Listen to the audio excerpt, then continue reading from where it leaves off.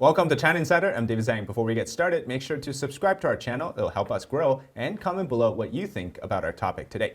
Chairman Xi Jinping is set to visit Putin next week. From March 20th to the 22nd, he's expected to visit Putin and sign documents related to the so-called next stage of China-Russia relations. Now, many speculate that Xi Jinping is trying to broker peace, but I think it will ultimately end with Russia and China signing deals to become even closer.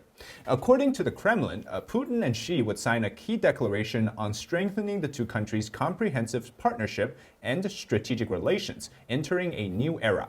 And China's foreign ministry called Xi's trip, quote, a visit for peace that aimed to practice true multilateralism, improve global governance, and make contributions to the development and progress of the world.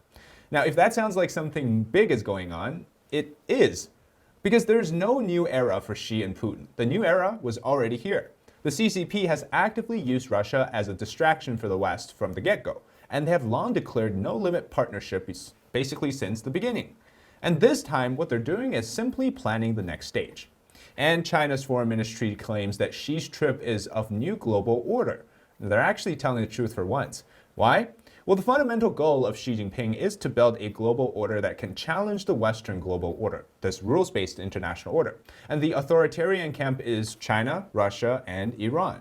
So will Xi actually seek peace in terms of ending the Russian invasion of Ukraine? Well, there are strong reasons to believe so, but I think, again, it will ultimately fail.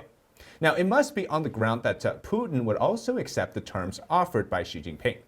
Which makes me wonder, what exactly does the Kremlin mean when they say there's a new era coming? Well, let's begin simple.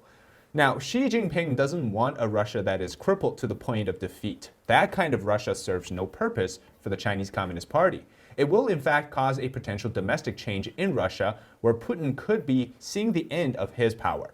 Such case will be the worst scenario for Xi Jinping, who's trying to keep Russia, the northern neighbor, as a safe ally. Any signs of negotiation for peace in Ukraine must be on the terms that Putin will agree on. In other words, the talk between Zelensky and Xi after meeting with Putin is preconditioned on terms that Putin will also accept them. Then let's think from Xi Jinping's perspective for a second. He would rather continue giving Putin support to wage the war in Ukraine than to actually leave Putin with so little to gain from a peace deal that it could threaten his power in Russia. And of course, the best scenario is if Xi Jinping is able to negotiate peace on the terms that Putin accepts. But what are the signs indicating that Xi Jinping wants Putin to continue the war? Well, according to Politico's report, China is disguising shipments of assault rifles as so-called hunting rifles and body armors to Russia. Customs data obtained by Politico reveals direct shipments of Chinese assault rifles as well as drone shipments and body armor routed via Turkey and the UAE. Today, the top Republicans on the Intel, Armed Services, and Foreign Affairs issued a joint letter warning that China is providing plutonium to Russia in order to fuel its nuclear threat against the West. Now, these do not indicate a China that wants the war to stop. With that being said, what Xi Jinping will always worry about the most is the power of his own stability and his own regime. If Xi Jinping draws too much attention in supporting Russia, i.e. the US sanctions China for doing so, then he will always choose to defend and basically abandon Putin for the sake of keeping his own power safe. Now, that's the normal deductive reasoning for why Xi would want peace. But let's talk about it in another way. Wouldn't it also benefit Xi much more if he's able to negotiate a peace deal in Ukraine? If somehow Putin accepts the terms that Xi offers, then it would actually give China much more grounds for, when speaking with Zelensky and forcing him to accept what Putin was giving. Of course, if Xi successfully managed to broker peace, then the catastrophic effects for the United States would be that Xi Jinping managed to present his version of the global order much better. In other words, other countries will see that China's version of this global order and its own diplomatic powers are stronger than that of the United States. So many nations, even in Europe, will probably fall to the CCP for its ability to maintain regional peace in, well, the region. And how China is trying to broker peace in Iran and Saudi, we can see in that case, Xi Jinping is actively trying to promote his version of the global order as the more effective one. But again, it won't be that simple. Why? Well, first of all, Putin isn't a stranger to politics, let alone international politics. So will he actually accept the terms that are totally irrational from his view, like giving up Crimea, retract his occupation of Donbass, and subsequently returning all territories occupied in Ukraine? And what would that do to his domestic presentation? Xi Jinping has to somehow convince Putin that he won't lose his power. Right now, Putin is wanted for war criminals. The International Criminal Court today already issued search warrants against Putin.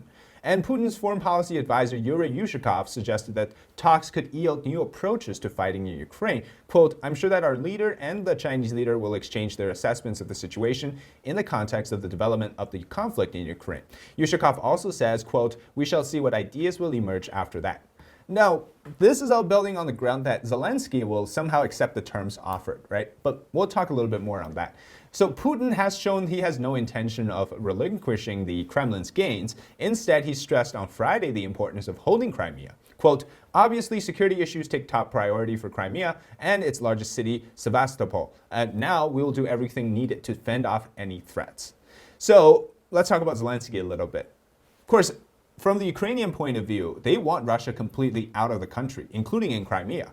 So would Xi Jinping's offers to Zelensky be accepted outside of the terms we just mentioned? Well, the answer is no.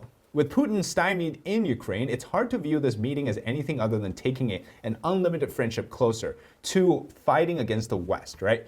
Going to that red line of providing lethal support.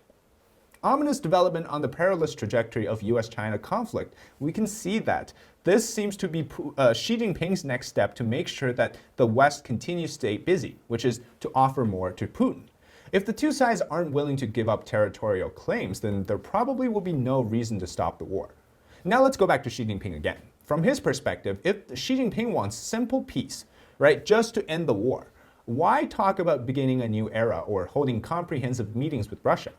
Xi Jinping this year, at 69 years old, began his third five-year term as of this month in essentially a break from a longstanding president. And last month, before he started his third term officially, the Chinese government issued a 12-point position paper on the conflict. The CCP called for dialogue and respect for all countries' territorial sovereignty. Although it's very vague, it was meant to be expanded after meeting with Zelensky, and once the three parties, Russia, the CCP, and Ukraine, have met, respectively, with each other, then they know exactly what they want and what they've talked about. This will either become trash or expanded upon. But here's a pretty important part. Last week, Xi Jinping threatened the world and in particularly aimed directly at the US, saying that if the US doesn't change, there will be conflict. Xi Jinping said in a speech that China was the victim of, quote, "comprehensive containment and suppression by Western countries led by the US." And 2 days later, US Director of National Intelligence Avril Haines called Xi Jinping's remarks, quote, "the most public and direct criticism that we've seen from him to date." And prior to this speech, there were signs that Xi Jinping's third term will begin with peace around the world. Kind of fits with that Ukraine peace talk. However, as much as pundits wish that this is the case going forward, Xi Jinping isn't really for it. There are just many signs indicating why Xi's not on a path to make peace with the West. But let's again focus on Russia again. According to Russian state media Sputnik, Xi will meet with Putin, and the following Russian officials will also be present, including Dmitry Medvedev, part of the Security Council, Sergei Lavrov, Foreign Minister, Elvira Labolina, who is the head of Russia's central bank, Sergei Shoigu, Defense Minister, Yuri Borisov, who is the head of aerospace, and Dmitry Shugev, who is head of weapons tech. All the officials, right, the Russians said that the two will discuss issues related to military and technological cooperation and cooperation in the energy sector. I'm thinking nuclear development. And they will also discuss the conflict in Ukraine. None of this sounds exactly like a peace planning conversation. It sounds more like how to better defend against Western forces. Ultimately, I think if Xi Jinping evaluates that the benefit of keeping Putin is higher than that of ending the conflict, then the meeting between Zelensky and Xi won't mount to much. However, if Xi benefits from the temporary peace or ceasefire and Putin can actually accept the terms, then he will push for it. However, again, I don't see this happening because there's no way to satisfy both Zelensky or Putin in a territorial argument.